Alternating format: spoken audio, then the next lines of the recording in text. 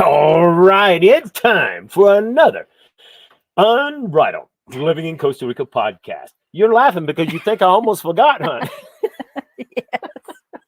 I was like, wait, what are we doing? And by the way, who are we anyway? I don't know who you are, but I'm Rebecca Richard. Really? And who are you? I'm the guy you must have picked up down the street. Some kind of way we have the same last name. That's my half sister. So, anyway, hey, if this is your first time here, I'm Alan. This is my co-host, Rebecca, and we have been living in Costa Rica since November. What? 2013. That's a long time. That's like almost 11 years. Yeah. A few months, it'll be 11 years. So, hey, we're excited to share with you because we have lived in over 25 different houses and locations, been all over Costa Rica, living all over Costa Rica, and traveled all over the place. But it's important to note, hey, traveling Costa Rica, you're not going to learn nearly as much about the culture, the customs, or anything as it is to live there. That's why it's important when you decide to come to Costa Rica, live there for a while, get to know what it's like in that area, and then, meet people.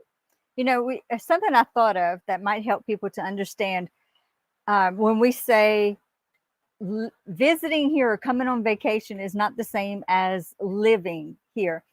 I liken it to, when we've rented, like we've gone up in Arkansas, the mountains, and in Tennessee, and we've rented cabins, and, our family stayed together. And it would be that knotty pine, like the entire cabin was knotty pine, the ceiling, the walls, everything. Well, it was beautiful and nice while we were on vacation, but I would not want to live in that. It was like they built the whole house out of knotty pine, high yellow gloss, gloss yellow like knotty pine all the time. Yeah, it was nice, right? Right, and it was beautiful, but I think it would have gotten to me if that was my house for always. Yeah, well, you're right. I mean, a lot of Costa Rica is like that. You go somewhere, you're there for a weekend, and it's like, wow, this is so nice. And the mistake people make is they fall in love, and you always have some tico. You ought to see my property. I got the most beautiful property in all of Costa Rica, and it's for sale.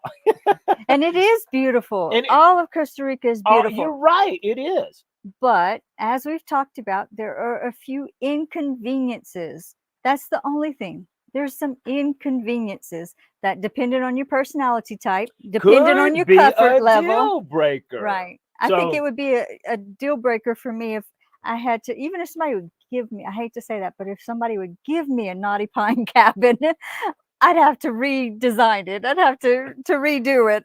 So anyway, that's what we're talking about. We just love sharing our perspective. Keep in mind, our perspective is our perspective.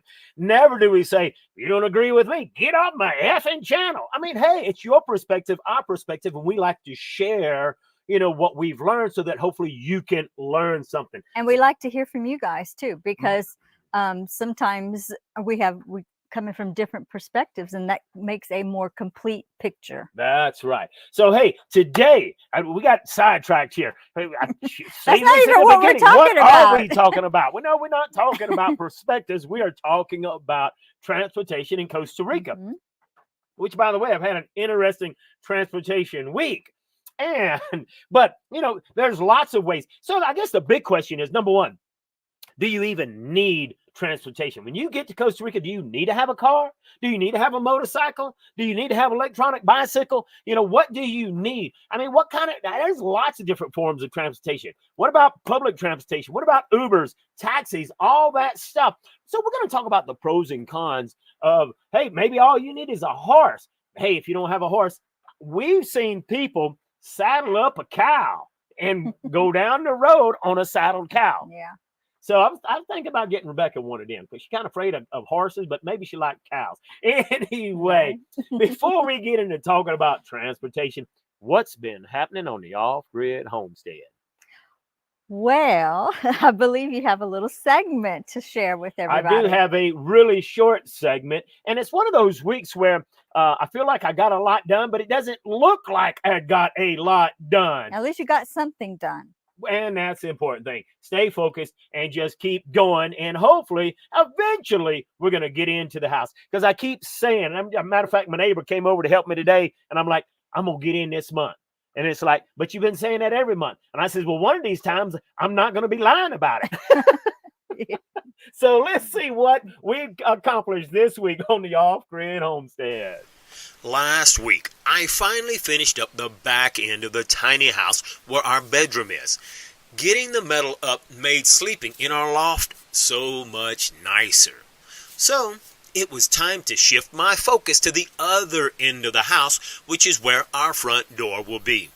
Eventually, we'll have a large porch on the front of the house after I figure out how to move that huge boulder. For now, I want to frame up this end of the house, but first I want to raise the floor on the last 4 foot of this end because this will be our office area. I will eventually have drawers underneath so we can use this area for storage. This would be a great place to put shoes and other things after we're on the porch so we can keep the dirt outside. After building the platform, I had to, of course, apply primer to the metal, and then after it dried, set it down so that I could paint that end. After getting the new platform into place, I needed to go to town to get another sheet of plystone for the floor. But I quickly discovered, during the night, another huge landslide fell and had us trapped in paradise again.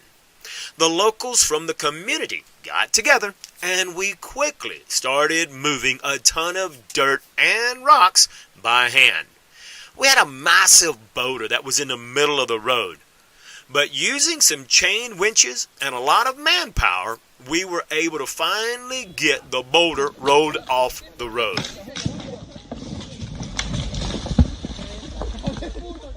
Then after a few more minutes of clearing the road, I was able to finally go into town and get what I needed to finish up this project. Now, Rebecca's desk will face the back floral garden I'm planting for her, and mine will face the front with the mountain views. Already, this office area feels great and has some awesome views of our hummingbirds, wildlife, and butterflies. You know, it's going to be nice when we finally get in the house. And then you guys won't be looking at this blurry, dark. Man, it's like they look like they live in a cave. That's because we do. We do.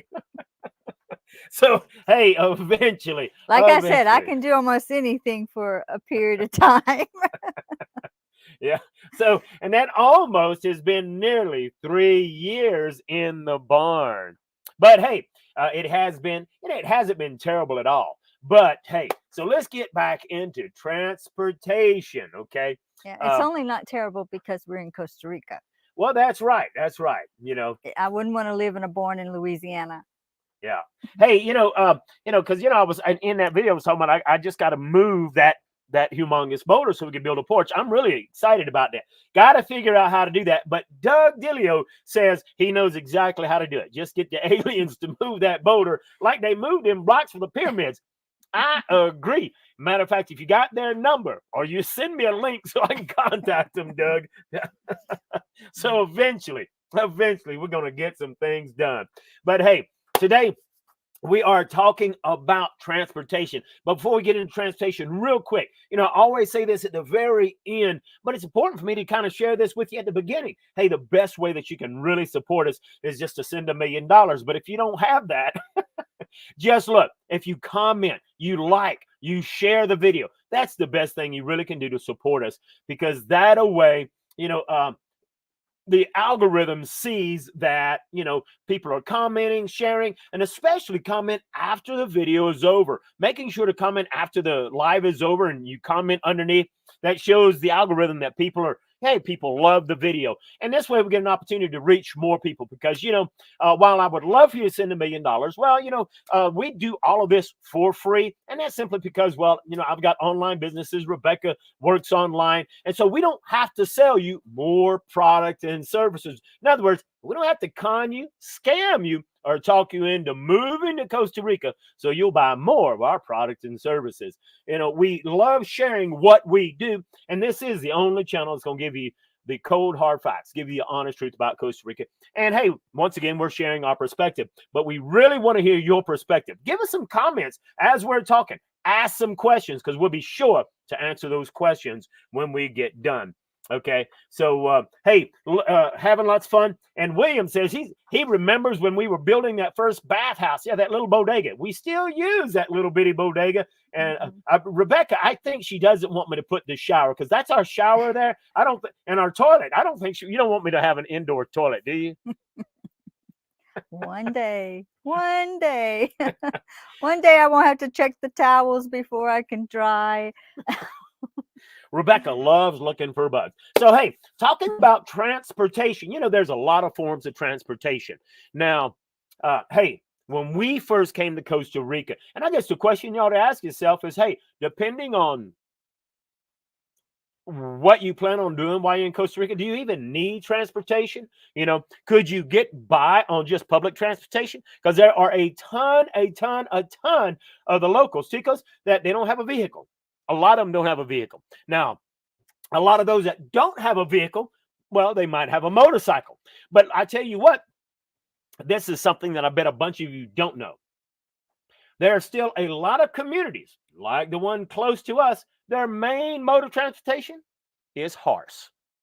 You know, a lot of them get around by horse. Matter of fact, one of the neighbors living in the community just this week rode his horse right on over here to visit one of the guys at this place. So a lot of places in Costa Rica have horse for transportation. A lot of people still walk. A whole lot of walking traffic. When we go into town, when we leave from here and we're going down the mountain, how many people do we see walking to school, walking to work? You know, we see people walking with their machetes. They're going work their fields or whatever. And a ton of people are walking. Matter of fact, every time we go into town, we see, you know, there's a lot of the indigenous Indians.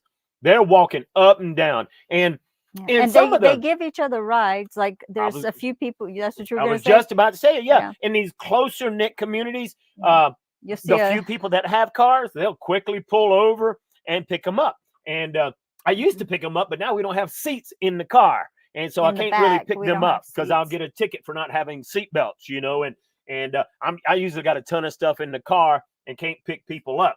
But last week on my way to town, you know, I actually picked up a guy that lives down the street and his helper, and they had to ride on top because I don't have any seats, you know. But anyway, it is nice to, you know, help out one another. And now Randy says, hey, are horse wagons common? No, that is not common. Matter of fact, I don't know that I've seen a couple of maybe one or two here or there that were not on the street, you know, just set up, you know, old, I guess antique like. But horse wagons aren't common. Those are more like the oxen. Yeah, the oxen carts, right? Those were very popular like years ago, right? And it was really just the oxen pulling carts, and whether they were, you know, coming out of the gardens, the fields, or whatever. Right. So you'll see those on display, like in museums or any kind of cultural center. Yeah. You know, so, you know, so anyway, we're talking about, hey, motorcycle, I would say, is probably the most popular form of, well, no, I'm going to back up. The most popular form of transportation, I think, is public transportation. Public transportation in Costa Rica is very, very good. However, for me, I've been on it a few times. I don't know enough about the schedules and the times, and you got to have a lot of time to waste. Yeah. So if you're here retired and you just got you really can do the Pura Vida attitude. Well, because I've been at one of the bus stops and 3 buses passing. I'm like, hey. He's like, hey, keep right on going. So anyway, I think the most popular. You have to buy your bus ticket ahead of time. Well, they do stop. But those are not the international or the coast. Well, you don't have to always, you know, it depends on the bus. You know, if you're going to get on the main bus, you can buy your bus ticket ahead of time. But a lot of them, they just stop at the bus stops, but you got to know the schedules and all that. So anyway, most popular is going to be your public transportation. And then I think the second most popular is going to be your motorcycles. You got more motorcycles, I think, than you do cars. Now, some of that stuff is changing, and I'm kind of quoting what we were used to seeing when we first came here 10 years ago. Almost everybody has a car now in the city. But, you know, there's a ton of people that don't have cars in remote areas. Mhm. Okay. Now, and so, so anyway, public transportation, motorcycles, and then their own personal vehicles. And when we first got here, a ton of used cars, but more and more people, because back then they didn't finance so much, but now they're financing more. Okay. So anyway, people with their own cars. And then, of course, you got a lot of people that use the official taxis, which then brings me to this question that Thomas asked and says, hey, I was quoted $200 for a one-way from San Jose to Jaco. Would that be fair? Absolutely, that would be fair. Okay, so $200 from from San Jose to Jaco, because that's about a 2-hour drive. A lot of traffic. Could be longer, could be a little less, depending on the traffic. So yeah, that would be a fair price. But before paying $200 on a van or something, you could actually do Uber, and Uber's where you're going to get a better deal. And so you could actually try Uber. Uber, in my opinion, even though public transportation is good, I stay away from the taxis because the taxis are crooked. It just is. Okay. So, hey, get you an Uber, put the Uber app, and man, you can get some great deals on an Uber. But you just got to remember, depending on where you're at, in the bigger cities, a whole lot easier to get an Uber. Some of the smaller cities, you can't get an Uber. Right. There's the Chinese app. What is it called? Didi or something like that? I think it's Didi. So there is Chinese app. And so I guess since we're talking about Ubers, keep in mind that technically Ubers are illegal, but then so are the Didis. Okay. But it's never enforced. So you got a lot of people telling you, you better not use an Uber. It's illegal. There's a ton of stuff that's illegal in Costa Rica, tons of laws, but it's not enforced. Okay. And the reason it's not enforced is because guess what? China has Costa Rica in their pocket. And so, they could enforce it, but China's got their own version of the Didis. So it's never going to be enforced. Okay. And so, hey, I use Uber all the time, and it's a great way for the locals to make some extra money. Okay. So anyway. Well, I like it because it'll tell you how much it costs before, and it's not just a person saying Right. it's going to be this much, and it helps you can keep track of how far away they are, and they can change their mind and refuse the pickup, and then so you can quickly get someone else. So, anyway. So you do have to be careful. Now look what William said, and folks, I just love your engagement, love your interaction, because with your interaction, well, hey, we love to answer your questions, and it helps us to kind of maybe remember a few things. William says, my wife explained about the yellow paint for the bus stops. My first mode of transportation was a motorcycle, but after a near-death experience, he got a Honda CRV. Now, we can relate completely with you, William. Remember that day we were riding on a motorbike, and this humongous truck backs up, and I'm hitting the brakes with everything I've got. And we stopped. I'm talking about within inches of my helmet hitting that truck. I could literally touch the vehicle. And what did the driver do? He looked out. He never said sorry or anything. I mean, the traffic is horrendous in Costa Rica. Horrendous. So, at night, it's really bad. Oh, it's even worse at night. But even today, and they do not respect motorcycles. And look, I can understand why, because the motorcycles don't respect them. Man, they're weaving in and out of traffic, and, motorcycles get, there's not a lot of wrecks in Costa Rica, surprisingly. Okay. And I think that's because we're not traveling near as fast as in the United States. But there, it's crazy. So you got to be very, very careful. I tell you what, we drove up, we had a motorcycle for the first 2 years before we ever got a car. We went everywhere on that motorbike. And we wrecked a couple of times, A couple of times we wiped out in the middle of the highway because whether it was a flat or there was an oil slick, and thank goodness, the traffic saw us and stopped, got out, helped us up real quick, get out of the road. You do have to be very, very careful. So, now,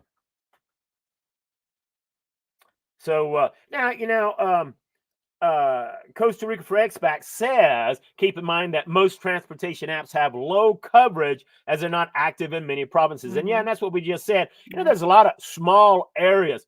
Now, I wouldn't agree with provinces. I think they're probably active in almost all provinces because there's only 7 provinces. But I think what he's probably saying is, or what he might mean is they're not active in some little cities, communities. I mean, I could never get an Uber where we live at. And they don't work all hours. Right. You know, as I we've mean, discovered. that's what's good about being self-employed. Yeah, you don't want to drive your, because I remember depending when where you are, you take an Uber out somewhere. That don't mean you're gonna, if it's late, that you're gonna be able to get an Uber back. right. You know. Yeah. So I mean, it's you know, when I was living in Jaco on that big job that I was doing up there, heck, as long as it was early, I could get an Uber to take me, you know, about 10 minutes outside of Jaco. But that when it got late in the evening, when I say late, I'm only talking about 8:30. Okay, I couldn't get an Uber to come pick me up because most ticos, they going to bed. You know, so then you know, you couldn't get out, and then you'd have to get one of the crooked taxis to bring you back. But it's not like that in San Jose. Yeah, San Jose, you can get somebody practically 24 hours, yeah, right? There's always stuff going on. Yeah. So, and of course, you know, Costa Rica for Expats agrees with us, who says, hey, look, my recommendation is to stay away from these supposedly, they used to be called red taxis. I kind of changing their color a little bit to the orange taxis, you know, at the airport in Alajuela. They're very expensive indeed, and they will rip you off. So I'm glad you brought that up, because some people say that the Ubers will not go to the airport. And that's because the taxis will harass them, okay?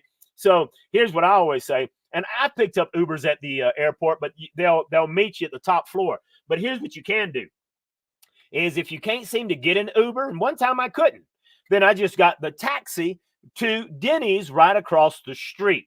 Hey, maybe 1,000, 2,000 clones. Get that illegal crooked taxi to take me to Denny's right over there. And I say, hey, look, I'm going to go to Denny's. I'm going to get something to eat. After I get something to eat, then I'll contact you. Well, I'm lying. Okay, and I'm not suggesting you lie, but I'm lying because I don't want him to cheat me on that short distance from the airport to Denny's. But once I get to Denny's, hey, I'll go in, get me something to drink, maybe a coffee, get something to eat if I'm hungry. But then at Denny's, I can quickly get an Uber right there to Denny's, which, and you know, and then I can go wherever I want to. Right.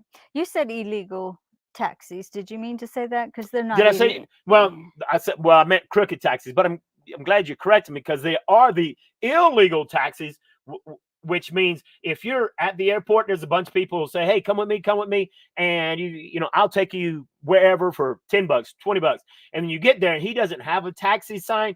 Well, then he's an unofficial illegal taxi, and he won't have a meter, and he can rip you off big time. Okay, so he's not pretending to be an Uber, nor is he's pretending to be a taxi. He's pretending to be a taxi driver. Okay, but he's not. He won't have that taxi sign, and he won't have the official stamp or number on his car. His car may not even be orange or red. Okay, so you do want to be careful of those. Okay, they're just trying to make a buck, and most of the time they're not trying to rip you off. They're just trying to make some money. And so most of the time, the illegal guys are not trying to rip you off, okay? They're just trying to make a buck. But, hey, most of those guys, I think, if they've got, you know, enough sense, they're just going to be an Uber driver, okay? Mm-hmm. But, you know, to be an Uber driver, you got to have a decent car, not something really old, okay? And, you know, Doug Dillio says it right. They're called pirate taxis, okay?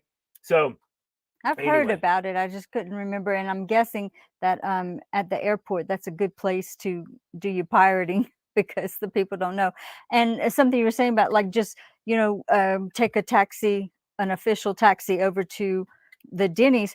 But if you're coming with a bunch of kids and a lot of suitcases and all of that, that might not be, you know, load up. But at the airport, you got to keep in mind that the red, orange taxis, I mean, they got taxi buses.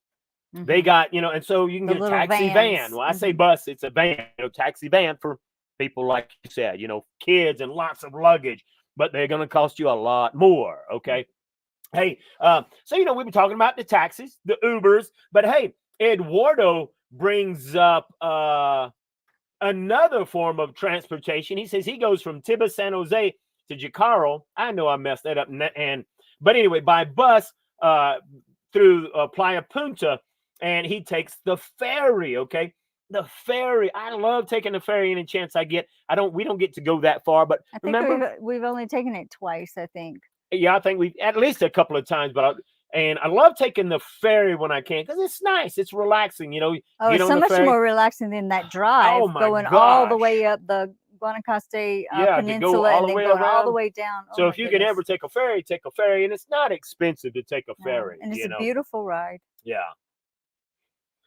And and of course, you know, Costa Rica Expats agrees. Yes, illegal taxis used to be called pirates, and yeah, they will rip you off just like anybody else. But I found most of them weren't as bad as the official taxis. That's just my opinion. Okay, so and of course now Doug is married to a tica, and he says his two stepsons used to have pirate taxis, mostly local and a few towns away. So yeah, I've got several friends. Matter of fact, when we were living over in Potrero Grande, remember I think what was his name? Was it Roger? But he would be a pirate taxi, and I was going to say, why don't you put and your all phone that number was on there? before Uber came Oh yeah, out. that I was bet long now, before Uber. I Yeah, bet those kinds yeah. of people, because I remember him. He was a really nice He guy. was a nice guy, spoke good English. Yeah, and he would always be there to help Yeah. us out if we needed a ride. He was always available, put it Yeah. that way.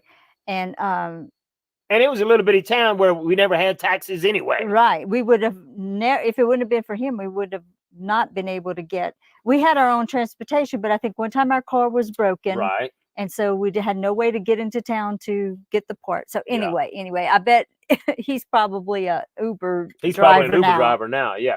But you know, now, so we talked about, you know, you got public transportation, you got your automobile and your motorcycles. But hey, how many of you, and if you've seen one, you comment there. If you've seen one, comment a one or a yes, or, you know, have you seen the motorized bicycles? Okay. We're talking about just a regular bicycle, and you can go buy this little motor kit and put it on your bicycle. And they got the worst muffler in the world, man. It sounds like it's awful. But hey, one motor transportation. That's cheap transportation there. Get you a bicycle, get a motorized kit put on it, and then you can go all over. And they're legal. Now, I don't think they got a license plate or anything like that, but they're up and down that highway. Okay. We're assuming they're legal. They may not be They legal. may not be legal. I have no idea. They travel, so say, on the side of the road, you know, like a bicycle does. So now, every once in a while, I get one knucklehead on a motorized bicycle. He's right in the middle of the road like he's some car, and he can't go nearly as fast, so he's in the way, you know. what about But the not too often. ATVs? I'll see ATVs Hey. in the road. Are they legal? ATVs is a great way if you're looking for a cheap traffic. Let's say that, you know, you like the feel of a motorcycle, but yeah, you some places are rough on a motorbike, like where we live at. So if you get a good ATV, and ATVs are legal in the United States, you better not get caught driving an ATV on the highway. At but least in Costa Rica, Louisiana, we don't know about the yeah. states. Well, yeah, some states I don't know, but I know in Louisiana it's illegal. But hey, in Costa Rica, you can drive that ATV all over the place, and they got to get their DECRA inspection, you know, their yearly inspection and all of that. So and you can drive an ATV. Side by sides that you can have. Those are a lot more expensive, but a lot more fun, you know, and then you can carry luggage, groceries, and stuff like that. One of these days, I'm saying somebody on the call today is going to donate us a side by side. Okay. Just as long as it's brand new, I don't care. Somebody gonna send you a little one, a Send little me a little toy matchbox side by side in the mail. Matchbox one. So you know, so side by sides, you know, it's pretty amazing. Now, of course, I have a horse, and I ride her every once in a while, but I got her when we came here because she's a workhorse and she's hauled a lot of stuff. But hey, look, you most definitely can get around. Look, we've seen people in the middle of town riding their horses in town. So you most definitely can ride a horse. And you know, Fat Cat Studio says is it really necessary to have a car? Absolutely not. I didn't have transportation for the first, depending on where you live. But when all we have is the motorcycle, the only time I could go anywhere was if you took me, because I couldn't drive the motorcycle by myself. My feet, it was too tall for me. So not that I would have wanted to anyway on those roads, but I did got my groceries and went into town.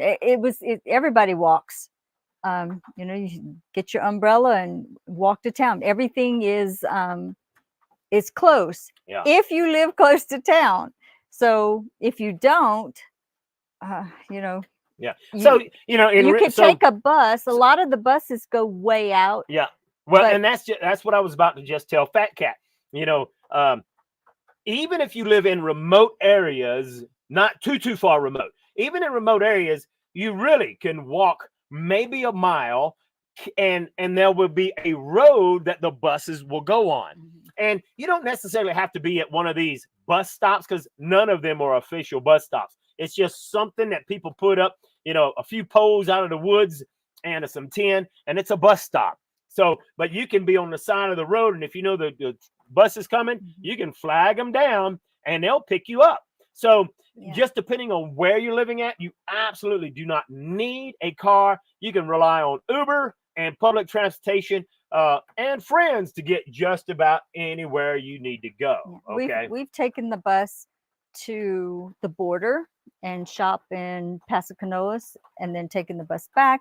We've taken the bus to the airport, and then from the bus station to the airport, take a taxi or a Uber.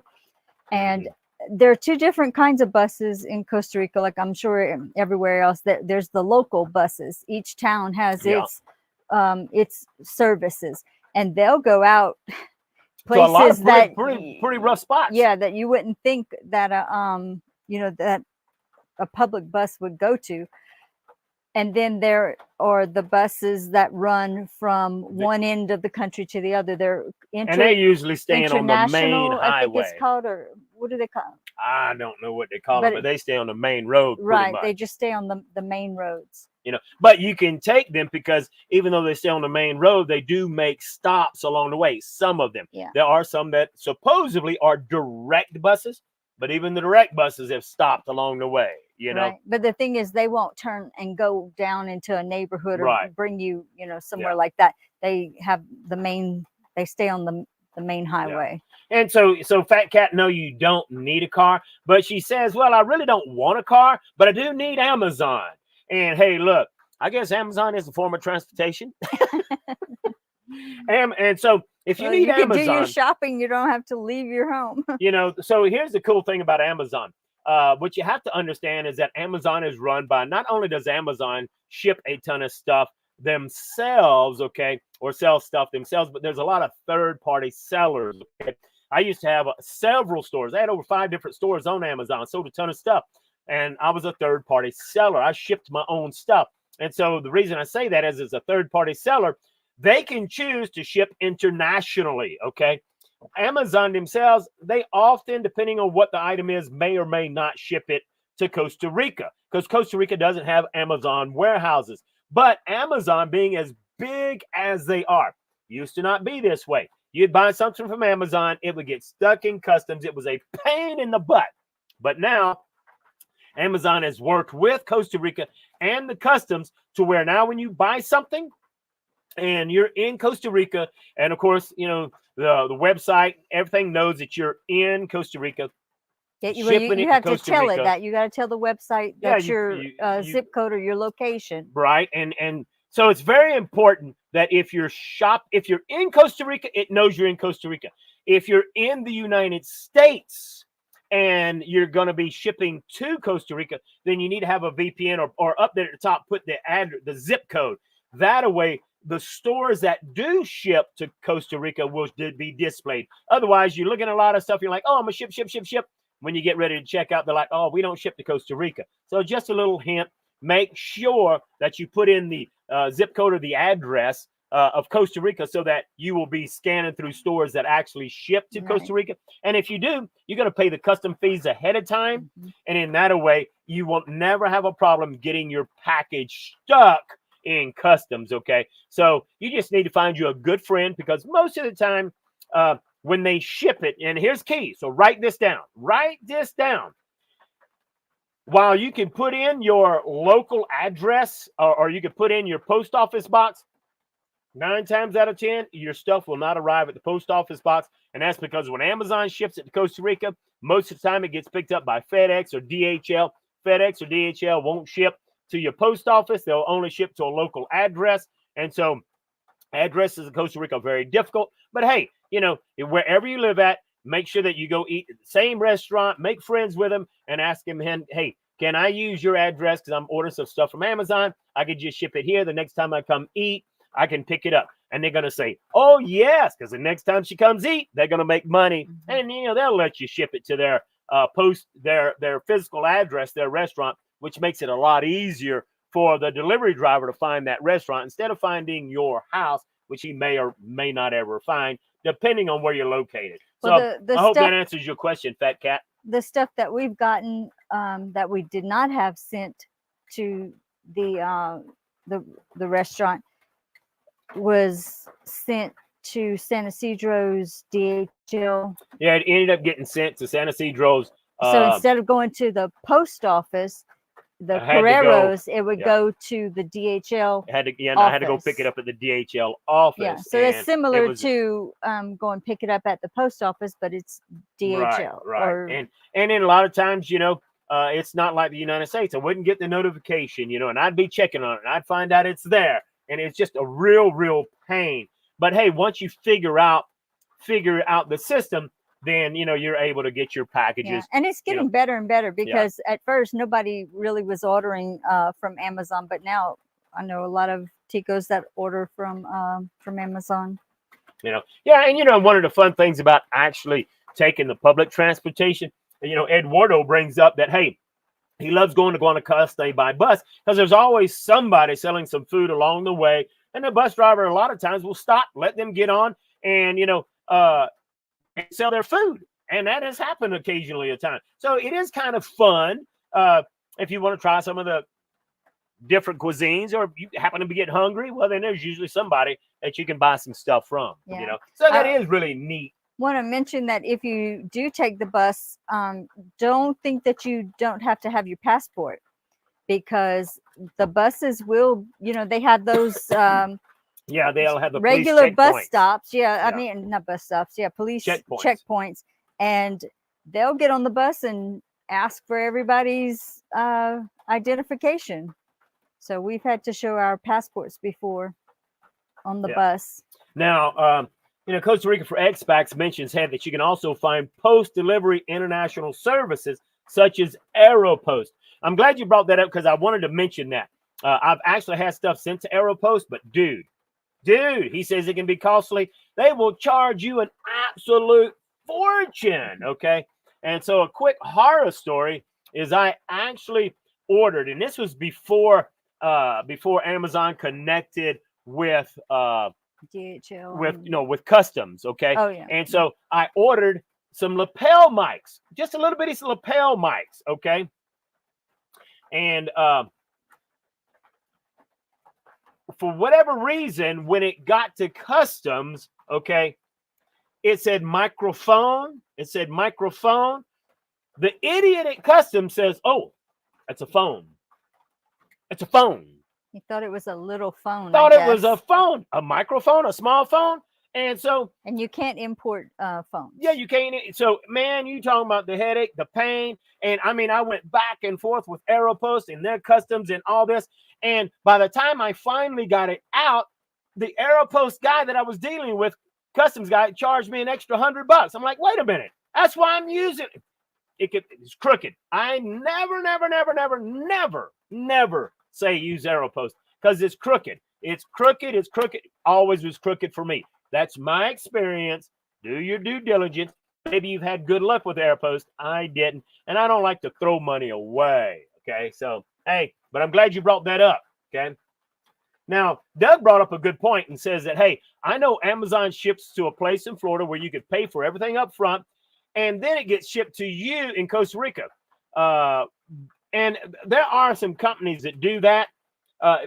You can get hooked up with them, but if you ship it to like a mailbox or to that company in Florida, they will take it, and then when they get a airplane load, then they will fly it from there to Costa Rica. And we do get a few things like that. That particular company charges us by the weight. So Rebecca will often get stuff sent to her, and they'll charge by the kilo, and it's about $15 a kilo. Okay, and so it can get really expensive because it don't take much to No, and it's sometimes 30 days before I get my package. yeah. So you know, now he says, but does Amazon have those pickup boxes like in the USA? In Costa Rica, I've never seen an Amazon pickup box. Okay. And but that's what a lot of people use Aeropost for, where they ship their stuff to Aeropost, but they get charged a fortune. So I've never heard of an Amazon pickup box. Never have. Good question though. And doesn't mean they don't have them. We're just not aware of it. Yeah. So yeah, absolutely. But hey, you know, so we talked about, you know, a lot of different forms of transportation. We got the public transportation, motorcycles, cars, taxis, Ubers, horseback riding, walking, bicycles, motorized bicycles. And I think that probably covers all of the transportation that I know of. Of course, you have planes. Now, of course, you can fly in, and for the most part, there really are only 2 official or huge international airports. And so, of course, you have, you know, the airport that's in San Jose, and you got an airport that's in Liberia. But they do have 2. They actually have a lot of tiny airports. Most of them aren't used. Matter of fact, the airport in San Isidro, I don't know if they've reopened it because it was being used a little bit prior to the pandemic. But, you know, like there's an airport that's getting used all the time. What is the town before you get to Jaco? Capos. Yeah, I think it's Capos Airport gets used a good bit. So there's several little bitty airports where you can get a puddle jumper. Okay. The problem is a lot of these puddle jumpers, if you have too many suitcases, well, they got certain limits and you can't take that many. So, but hey, those are all things to keep in mind. Okay. And different things that you can use.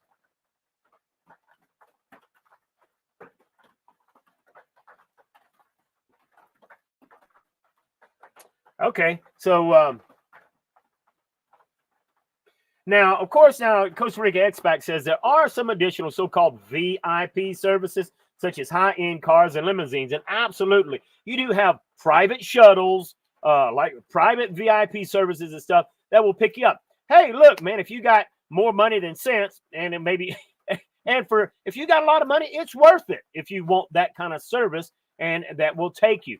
For me, hey, you know, there's been times where I picked up people. Now, I live very, very remote, and I picked up people, but you know what?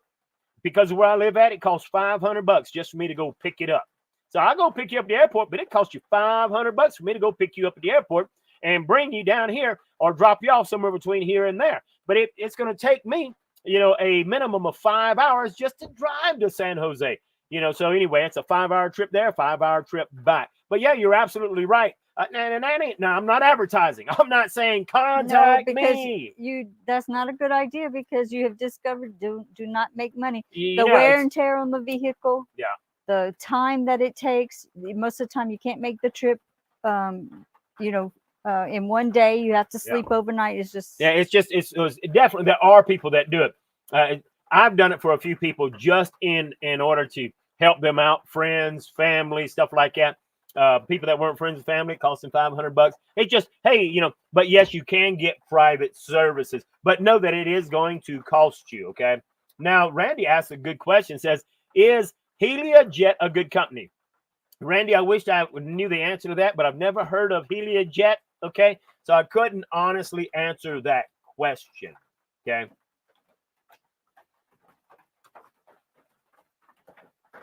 So, you know, there are, I guess the biggest takeaway in this whole transportation thing is that when you come to Costa Rica, hey, don't get in a hurry to buy a vehicle. Use public transportation. Use Ubers, because buying a used vehicle, it can be very, very expensive in Costa Rica.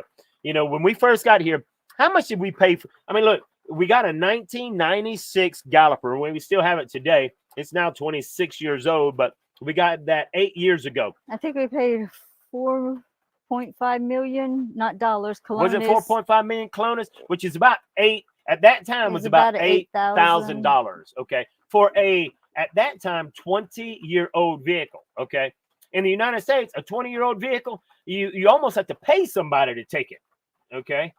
So there's a huge difference in buying a used vehicle in Costa Rica as opposed to the United States. And when we first got here, it's going on 11 years ago, but there were not that many used car places, like lots that you could go to. Now in San Isidro, I'm starting to see more and more, you know.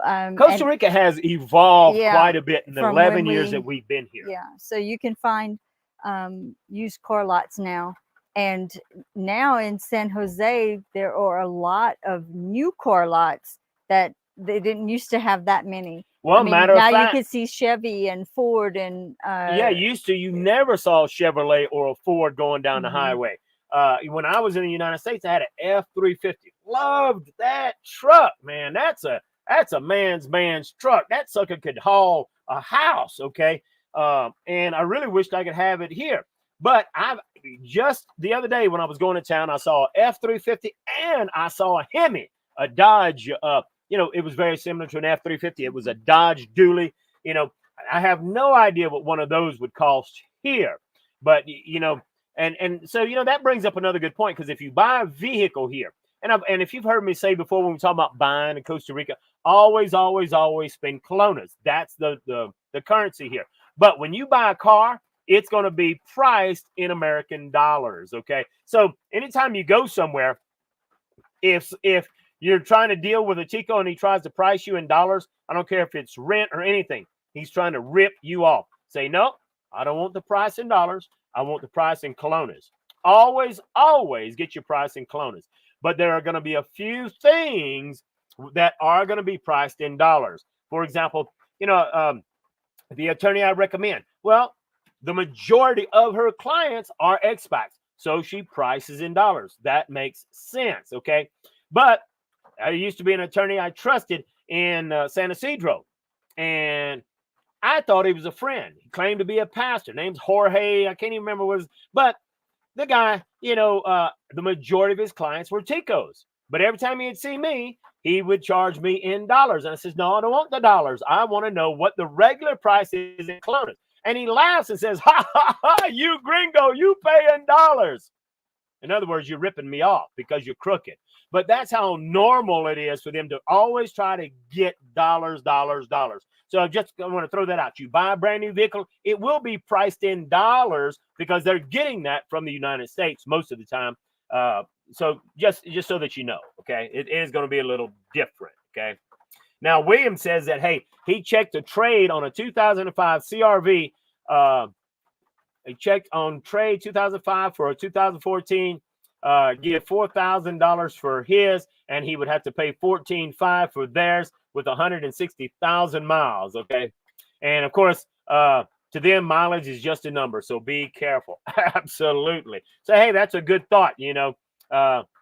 It can be very expensive to get I mean, can you imagine paying $14,500 for 2014? You can buy a brand new one in the United States almost for something like that, okay? So you definitely need to be careful, okay? Now, you know, a lot of people ask this question. Eduardo says the best car in Costa Rica is a Geo Tracker. And in my opinion, probably, and while that might be a good car, the Gallopers were, in my opinion, the best, but you can't get new Gallopers anymore. But probably the best vehicle that you could get as far as thinking long-term, thinking about maintenance and all that, is going to actually be the Toyota Hilux. It's a very popular vehicle, very popular, you know, and they sell the Toyotas here. And so it's easy to get parts, easy to get repairs, all of that stuff. So when buying a vehicle in Costa Rica or thinking about shipping a vehicle, you always want to make sure that you try to get something that you can get repairs done while you're in Costa Rica. Right. You know, so those are just things. That's the problem that we're having with our Galloper. It's still going. It looks bad, it looks rough, but it still runs really well. When it's running, yeah. Mm-hmm. When something does break on it, we have a hard time finding the part, the replacement part. And it's hard to even buy new because it's so old now that the new parts don't quite fit. Yeah. So, you know, and hey, I agree. Costa Rica Expat says that Montero Sport is also a good option. I don't know much about the Montero Sport, but we see both of those. The Yeah, Montero we Sport, see them often. Yeah, and the one that Toyota Eduardo Eduardo mentioned, the says Geo that, Tracker. the Geo Tracker. Those I are see them a lot. all over Costa Rica. Yeah. You know, Although I don't know how they get around. Like they don't have a lot of 4x4. You know that would. That's not for coming to a place like where we live. There's a lot of unpaved roads in Costa Rica. If I would highly suggest, if you're going to buy a vehicle in Costa Rica for your mode of transportation, make sure you get a 4x4. Now, you know, especially if you like to go see things like waterfalls and go hiking and stuff, because while the main roads are paved, a lot of the off streets, the off roads or not. Because it's like you said, there are a ton of waterfalls. There are a ton of absolutely beautiful places to go, unadvertised. Nobody knows about it. I don't know how many waterfalls I found just running around Costa Rica. Okay. But you couldn't get there without a good 4x4. Be careful when buying a vehicle and it's like, oh, it's 4x4, but it's an automatic. It's not a true 4x4. And so you just keep in mind that if you get a 4x4, try to get you a standard. Some of these automatics with a 4x4, they can get you places, but sometimes they're not nearly as good as a true 4x4. Okay. So it's just something to think about. They don't seem to come with the tires that you need, like the mud grip tires. They come with, even though it says that it's a 4x4, even when you're renting, like when you're renting a car to go vacationing here, not all those cars that say that they're 4x4 will take you really off-road. Absolutely, because we've got a lot of people, you know, where we're at, dude, you got to have a good 4x4. And you got to have the wheels, the tires for it. You got to have the tires for it. So I actually had the solar guy come out the other day, and he had one of those automatic vehicles with 4x4, and he had to really ramp it up and go fast, which meant he was throwing him and all his gear around because he's trying to get up my driveway, which, dude, you got to have a serious 4x4 if you're going to go up there slow, you know. But anyway. And if you come in here renting, like the first house that we rented, we had just the motorcycle, and the driveway was so steep and so muddy, like torn up kind of. The motorcycle could hardly make it. You remember that? A lot of times I'd have to get off and walk so that you could get a running start, because a lot of this whole country is mountainous, except for Costa has a lot of flat areas. A lot of mountainous areas, and even in flat areas, there's more gravel roads in Costa Rica than are paved roads. And with the 6 months out of the year being rainy season, a lot of times there's the roads are just so you need a good 4x4. Yeah, you really do. And you'll love yourself for getting a 4x4. So you know, and like Seafoam says, hey, a Land Cruiser is an automatic all-time 4-wheel drive Prado 100 series. Those are nice. Those are super nice. Now, would I want to take one of those on a four-wheel drive road? I just don't know. You know, they're nice vehicles, but man, I'm afraid I'd tear it up. When my brother and sister-in-law came, remember they had rented. Yeah, had rented one of those. Yeah, and they came all the way here in that thing, and they got them here. Yeah, you know, so you do need to be careful. Now, you know, and look, you know, talking about transportation, when you get transportation, you're going to have to do maintenance on any vehicle. And, you know, Costa Rica Expats brings up a very good point. Look, a lot of people are commenting about the Geo Tracker, and you do need a trustworthy mechanic on any vehicle you have, which can be very tricky. I'm not talking about, she says tricky. I don't agree with you. It's very tricky. It's hard. I mean, look, getting a good mechanic anywhere in the world is tough, but it's even tougher in Costa Rica. So, you know, here's the hack on that. These huge gas stations, a lot of the huge gas stations can do the majority of the work that you need done on your vehicle. So majority of the work that's done on our vehicle, I take it to the large gas stations in the back. They normally have a huge mechanic area with several different bays where they do alignments and balancing and, you know, minor stuff all over your vehicle. So most of the places, and if they don't do it, they can recommend somebody who is good that can do it. So stay away from all of the shade tree mechanics. Stay away from your neighbor that says, oh, this guy's a good mechanic. He's honest. Might be honest to the ticos, but when you go up there with your pale skin, it'd be like, gringo, cha-ching, cha-ching, cha-ching. So you want to be very, very careful about that, okay? It's not so much the color of your skin, it's they can tell by the accent, because you could be a dark gringo well, and you're gonna yeah, get messed up, right? mean, you look Tico, but you don't sound You think like I look it. Tico? I do. I think you do. All right, I want to know, guys. Put a 10 in the comment if you think I look Tico. If I don't look Tico, put a 1 in the comment. Ticos are Spanish. They're Spaniards. Do I look like a Spaniard? And Italians. All right, I want to hear your input. Do I look like a Tico? Could I fool somebody into thinking I was a Tico? I want to see your comment. But the heritage is mostly Spanish and Italian. Now, Randy asked about motorcycles. Are helmets required? Yes, you got to have a helmet. And if you don't have a helmet, you'll get pulled over quick. But I see a ton of people riding motorcycles without a helmet, but this is in remote areas where they know there's not going to be any checkpoints. There's not going to be any transito police there. So, yeah, helmets are required. Now, look, Costa Rica Expect says, I look European indeed. But William, I agree with him. He says, I look like a jarhead. That's right. I'm a Marine. Once a Marine, always a Marine. I agree with you, William. Thanks for getting my back. So, hey, absolutely love all of your engagement. Love, your input. It's what Fat Cat says. You guys are the best.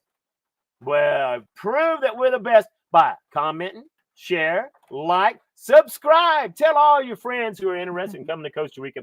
We absolutely love you guys and love for you to show up on the live to get your questions answered, which means, hey, we are getting close to the top of the hour. And I like to cut it off at an hour. So, hey, you got a question I haven't answered yet. Maybe you got a question for Rebecca. Hey, take a look at Randy. Randy says, 10, you look like a Tico. I'd pass for a Tico, Randy, and I thought you was my friend. You're French. I'm French. France and Not Spain Tico. are close together. No way. Hey, look. You're European. Fat Cat says 1. Okay, Fat Cat, you're my new best friend. I just threw Randy out the window. So, see that? Anyway, hey, we love having fun. And look, if we're going to have a live, man, don't you just hate these boring videos where blah, blah, blah. We like to have fun. And if you don't want to have fun, you probably don't want to be on this channel. I just can't keep this woman shut, man. She just...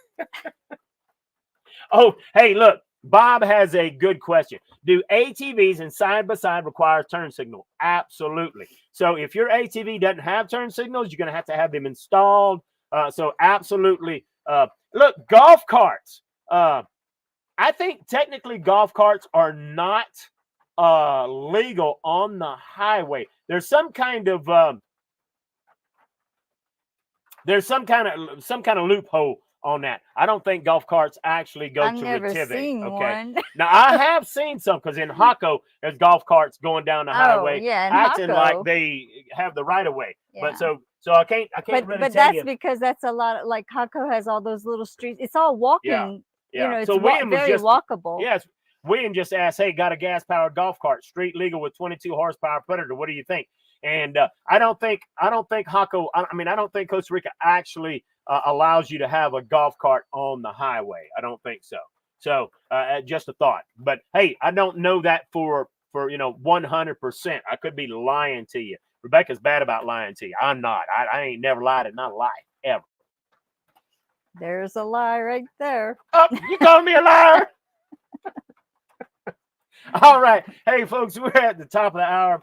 Hey, if you got any questions, be sure to put it in right now.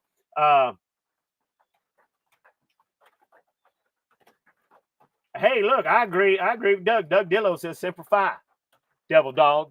If you don't know who knows what Semper Fi means? Does anyone know what Semper Fi means? I didn't get a lot of interaction on my 10 and 1s. But hey, who knows what Semper Fi means? Now, don't answer, Doug. Let's see if anybody else out there knows. What does Semper Fi mean? Of course, I got this tattoo right here.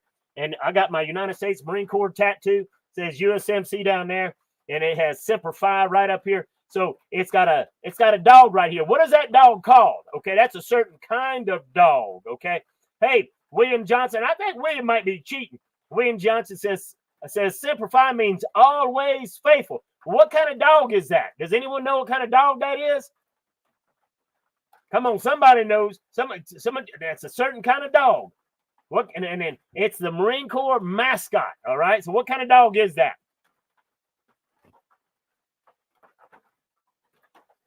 So anyway, lots of great input.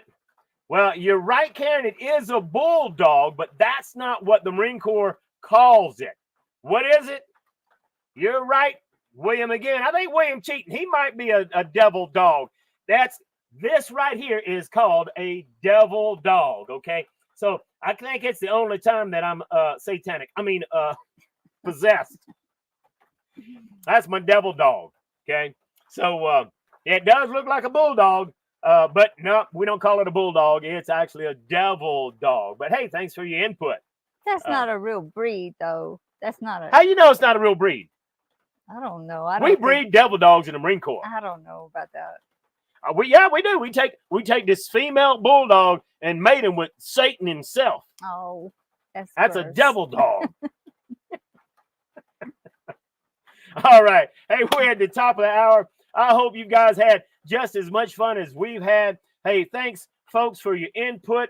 Thanks so much for for attending live with us and putting in your engagement. We absolutely love having you here. So hey, folks, can't wait till next week.